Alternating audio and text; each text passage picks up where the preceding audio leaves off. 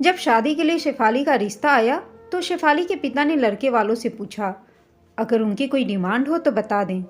लड़के वालों ने कहा, नहीं नहीं, बस हमें तो अच्छी लड़की मिल गई, वही काफ़ी है, हमें कोई दहेज नहीं चाहिए। शेफाली भी बहुत खुश थी। चलो, उसको कितना अच्छा परिवार मिला, वरना आज के दौर में बिना दहेज के शादी कौन करता है। शेफाली की शादी बिना दहेज के खुशी खुशी संपन्न हो गई, जिससे उसके घर वाले भी बहुत खुश थे और वो हमेशा दामाद और समधी की तारीफ करते नहीं थकते थे। हर मिलने आने जाने वालों को उनकी तारीफ के कशीदे पढ़ते। इधर शेफाली भी बहुत खुश थी अपने ससुराल में। अभी शादी को 1 महीना ही हुआ था तो रिश्तेदारों का आना जाना लगा रहता था और सबको यह बात बताई जाती थी कि हमने तो बिना दहेज दिए शादी कर ली, जबकि हमारे बेटे को तो कितना दहेज मिल रहा था। पर हमें तो अच्छी और खूबसूरत लड़की चाहिए थी, बस इसलिए हमने लड़की देखी, दहेज नहीं। शुरू शुरू में तो शेफाली को यह बातें आम लगती थीं, पर उसे हर बात के बाद और हर रोज लगभग ये बात सुनने को मिल ही जाती थी। कभी सासू माँ कहती, बहू, तुमने जरूर सोने के गौरी की पूजा की होगी कि बिना दहेज के इतना अच्छा परिवार और इंजीनियर पति मिला, वरना मोटा दहेज देने पर भी ऐसा परिवार ना मिलता। अब हम ही देख लें, कितना दहेज देके तो हमने अपनी बेटियों की शादी की, तब जाके अच्छा परिवार मिला, वरना इस जमाने में हमारे जैसे लोग कहाँ मिलते हैं। दोनों नंदों का भी वही हाल था। हर बात की एक बात कि हमारे तो भैया और माँ बाप का दिल देखो कितना बड़ा है भाभी, जो एक पैसे ना लिया आपके घर वालों से, आपको तो सब फ्री में ही मिल गया। यह सारी बातें शेफाली को अब सुन सुन के चिढ़ आने लगी थी। उसे ऐसा लगने लगा जैसे कितने एहसानों तले वह दब गई है। ऊपर से घर के सारे काम उसे ही अकेले करना पड़ता था। नंदों का घर भी एक ही शहर में होने से वो भी वीकेंड पे चली आती, बच्चे और पति के साथ।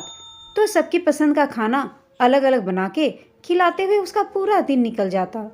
खाने का भी समय नहीं मिलता था उसे। लेकिन पूरे घर में कोई भी नहीं पूछता कि शेफाली, तुमने खाना खाया भी या नहीं। कभी दिन का खाना रात को तो रात का खाना दिन में खाती बेचारी, क्योंकि सासू माँ कहती, अन्न को बर्बाद नहीं करते हैं बहू, मेहमानों को दे नहीं सकते, और मैं और तुम्हारे बाबूजी की तबीयत ठीक नहीं रहती, अक्सर बीमार रहते हैं, तो खा नहीं सकते बासी अन्न, तो मजबूरी में शेफाली को ही खाना पड़ता था बचा खाना। उसे सबसे बुरा तो तब लगता जब उसका पति रंजीत भी उससे एक बार भी नहीं पूछते कि तुमने खाना खाया या नहीं, या तुम्हारी क्या मर्जी है। रंजीत भी हर बात में बस यही कहते, मेरे घर से अच्छा कोई और घर अच्छा मिलेगा तुम्हें, भला जो बिना दहेज के शादी कर ली। वो तो मेरे घर वालों का दिल बड़ा है जो शादी कर ली। अब ये हर रोज की कहानी हो गई थी सबकी। शेफाली ना अपनी पसंद के कपड़े पहन पाती, ना खाना खा पाती। इन सब बातों से अब उसका दम घुटने लगा था।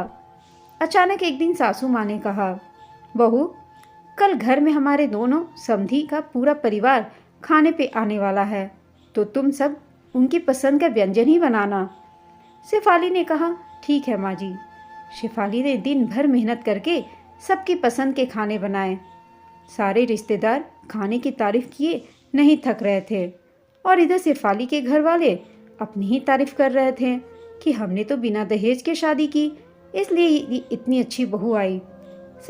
सबके खाने के बाद जब शेफाली रसोई घर में गई तो खाना खाने गई तो उसने देखा सुबह की एक रोटी बची थी जो सूख चुकी थी।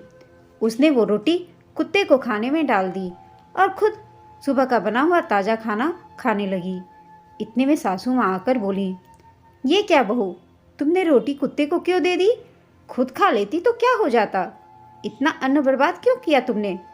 शेफाली बोलने ही जा रही थी कि तभी रंजीत आ गए और बोले, अब तुम मेरी माँ से जुबान भी लड़ाओगी?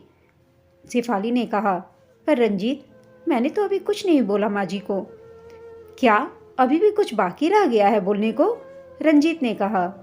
पर रंजीत, तुम बिना बात जाने इतना क्यों गुस्सा हो रहे हो मुझ पर? पर क्या शेफाली, तुम्हारे बाप की औकात नहीं थी तुम्हारी शादी करने की, और तुम हमारे घर का अन्न बर्बाद कर रही हो, और हम तुम्हें कुछ बोले भी ना? एहसान मानो हमारा जो तुम्हारी शादी करा दी, वरना परी रहती अभी तक तुम कुंवारी हुई अपने घर पर। रंजीत की बातें सुन शेफाली का अपने गुस्से पर काबू न रहा और वो बोल पड़ी, बस बहुत हुआ रंजीत, बहुत सुन चुकी मैं आप लोगों की बकवास। अब अगर एक भी शब्द बोला तो यह अच्छा नहीं होगा आप लोगों के लिए। और रही बात मेरी शादी की, तो शायद आप भूल गए हैं, मैं आपको याद दिला दूं, शादी हम दोनों की हुई है, सिर्फ मेरी अकेली नहीं हुई है। रही बात बिना दहेज की शादी की, तो तुमसे मेरे पापा ने साफ साफ पूछा था कि कोई मांग हो तो बता दीजिए, क्योंकि मेरे घर में दहेज लेना और दहेज देना दोनों ही काम नहीं होते हैं और ये कानूनन जुर्म भी है। अब रही बात शादी होने की, कि अगर तुम मेरे से शादी नहीं करते तो मैं कुंवारी रह जाती, तो मैं यह भी याद दिला दूं कि शादी तो तुम्हारी नहीं हो रही थी, तभी तुमने अपनी उम्र 4 साल कम बताई थी शादी के समय, और ना ही अपने नशे की आदत के बारे में कुछ बताया था। तुमने सिर्फ बीटेक किया है और मैंने एमटेक। तो सोचो कि कौन कितना सच्चा और कौन कितना झूठा है। और तुम लोगों का बड़ा दिल, जो अपनी बहू को अच्छा खिला नहीं सकता, वो दिल का क्या या दिमाग का भला या बड़ा आदमी कैसे हो सकता है। दहेज चाहिए था तो तुम लोगों को महान बनने का ढोंग क्यों किया तुम लोगों ने। और खबरदार, आज के बाद कभी मेरे पापा की औकात की बात की तो वो लोग अपनी बहू के साथ ऐसा बर्ताव नहीं करते, समझे। वहाँ बहू की बहुत इज्जत की जाती है, उसको खुलकर जीने की आज़ादी है। तुम जैसे दोगले लोग नहीं हैं मेरे घर में, मुंह कुछ और पीठ पीछे कुछ और उस दिन रंजीत और सासू माँ शर्म से अपना सिर झुकाए खड़े रह गए, क्योंकि उन्हें अपनी बहू का एक नया रूप देखने को मिला था। क्योंकि जिनके सामने वो दहेज ना लेने की बड़ी बातें करती थी, उन्हीं के सामने आज सारा सच आ चुका था। दोनों समधी बाहर बैठे बस सारा बातें सुन रहे थे और सब कोई तू कर रहा था। इतना कुछ होने के बाद शेफाली वहाँ कैसे रुक सकती थी। वो तुरंत अपने मायके चली गई और रंजीत को उसने डाइवोर्स के पेपर भिजवा दिए, ताकि उसके बाद वो चैन से अपनी ज़िंदगी में आगे बढ़े। शेफाली के परिवार ने भी उस शेफाली का भरपूर साथ दिया।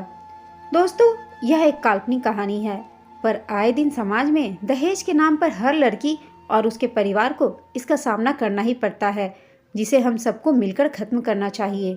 अगर अपने दहेज नहीं लिया है तो आपने लड़की या उसके घर वालों पर कोई एहसान नहीं किया, बल्कि आप ये सोचें कि आपने भीख मांगने से बच गए हैं। दहेज लेना एक भीख ही तो है।